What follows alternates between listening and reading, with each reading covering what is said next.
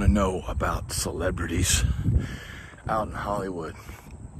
And man, if you're going out there and you're a broke musician and you're just getting started, and your career, man, you're not gonna really live and breathe too close to these people, but you will see them in passing. I can remember, being at a 7-Eleven one time and seeing Miles Davis driving. It was like, I think it was a yellow Lamborghini or something. Now I know there's probably somebody that watches this channel that is a big fan of Miles Davis, and they know what kind of car it was, but it was one of those supercars, and I think it was yellow.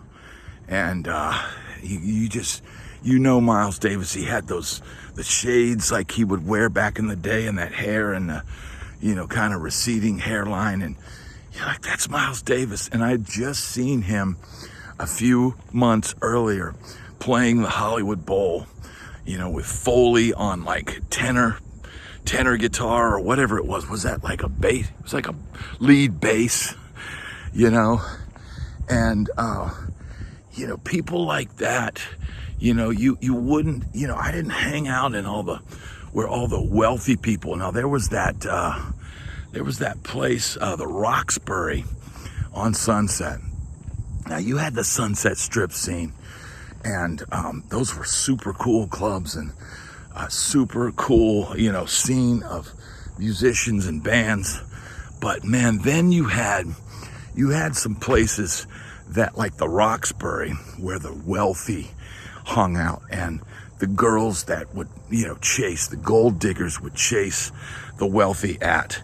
And places like the Roxbury, where you'd see all these supercars and all these people, just dressed to the nines and clothes that probably cost more than everything I owned, going in these places. And, you'd see the girls going in there and going, wait a minute, this is a different league of women than what frequents these rock clubs. This is not Susie Q from the Valley or Orange County, or and it's not the rocker girls that want to be in bands, and it's not these are like the model, what do we call it, model actress whatevers. They were MAWs, model actress whatever. They basically came out to LA. They were the beauty queen of their hometown,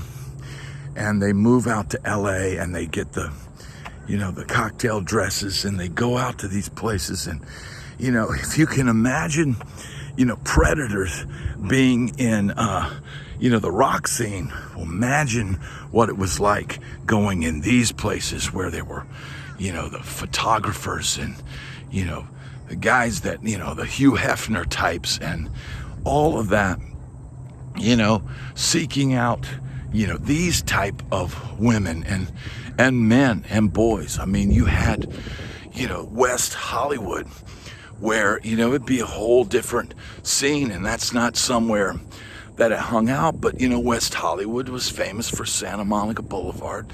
That's Boys Town.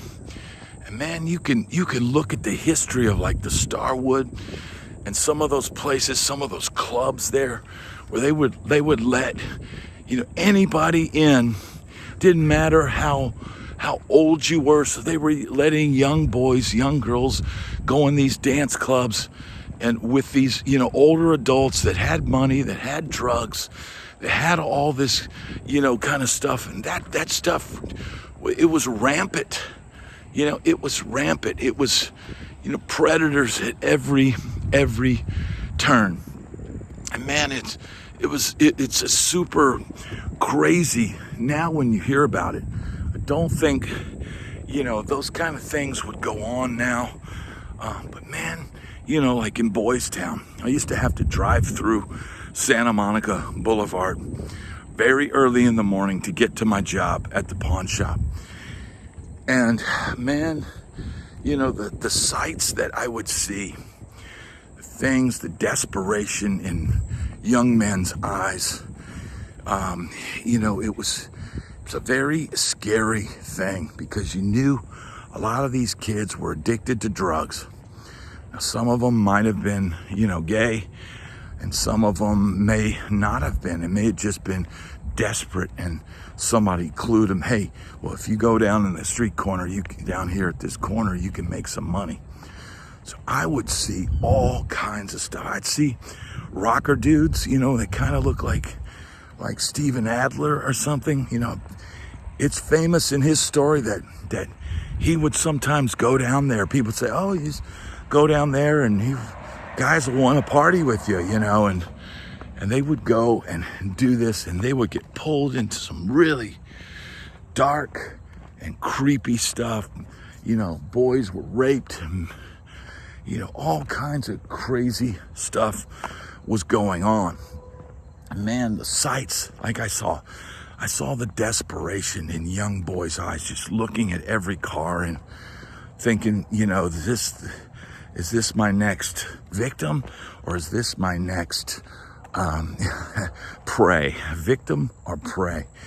And, with the crisis, the AIDS crisis that was going on, you had to be, whether it was straight sex or homosexual sex, you had to be careful, man. You had to always have a condom on you, and because you just never know. It would seem like death was waiting at every corner. But man, there was a kid when I was in school, kind of a strange kid, and I think he was adopted. He was adopted by a family.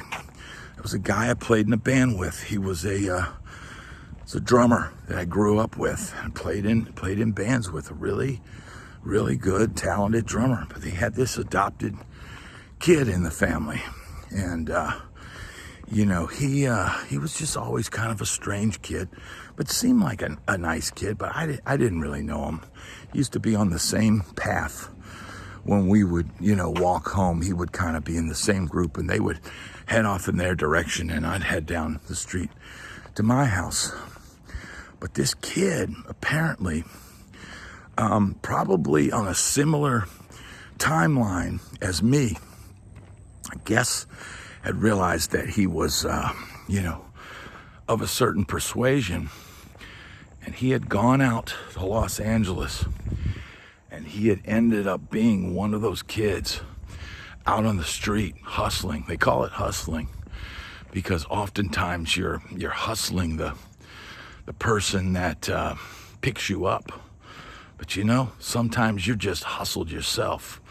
Sometimes your choices have led you to be hustled. And apparently, he contracted AIDS and died. So he ran out to Los Angeles, ended up out on the street, trying to get a fix, or trying to get a date or whatever, or just trying to survive.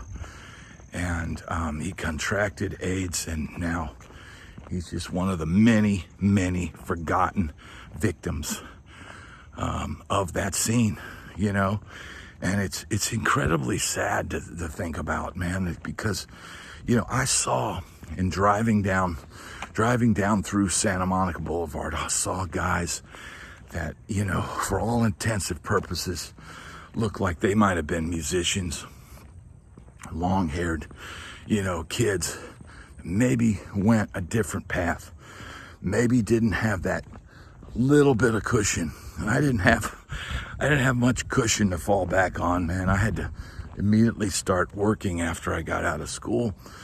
But I never chose the easy path of, let's do this nefarious thing to try and make money. I knew, man, it comes down to doing the work. And so, I would get various jobs, and they would last. Some of them would last longer than others. But I always never, had to live on the street. I've never had to do that. But man, I came so close many times, and I have compassion for people. And man, it was a super scary time because, you didn't know. There was misinformation and stuff coming out, but you knew, man, if you got this at that time, you know, it seemed like it was a death sentence.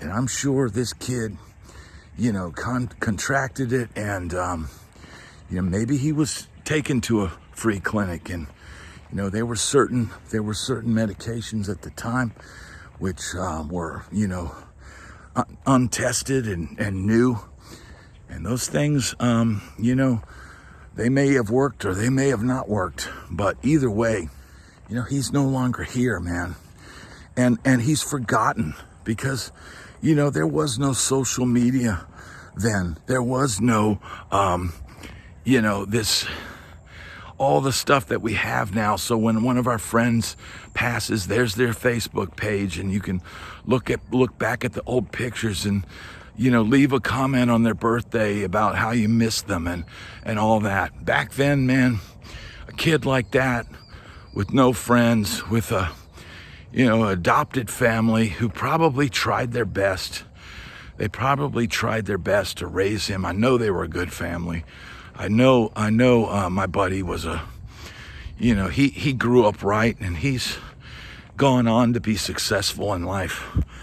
But, you know, the adopted kid may have, who knows, he could have been abused as a little kid before, you know, he was adopted, or been in a foster family that wasn't a good situation.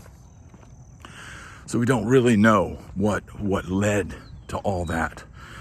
But, man, you know, the things that I would see driving down that street. I remember one time I saw a hustler, you know, and it was a African-American gentleman, and he was completely covered in oil. He was wearing a loincloth with a spear, and he had, you know, like Zulu war paint like on his face. And this was his, this was like his costume, if you will. Maybe this is what got him dates.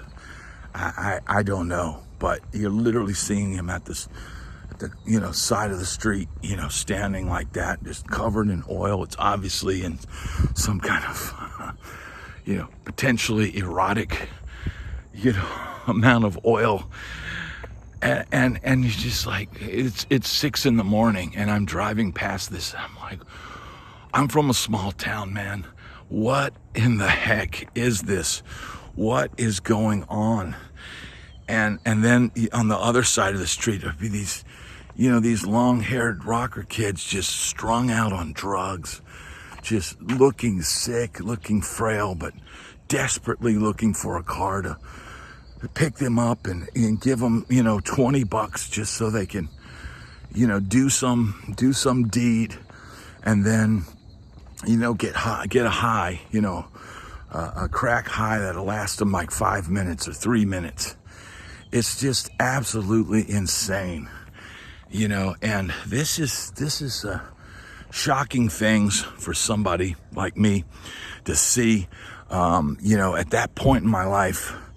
And man, you know, it's not all glitz and glamour in Tinseltown. It's not all caviar dreams and champagne wishes, or champagne wishes and caviar dreams. Sometimes that glitz and glamour can lead you to a very, very dark place.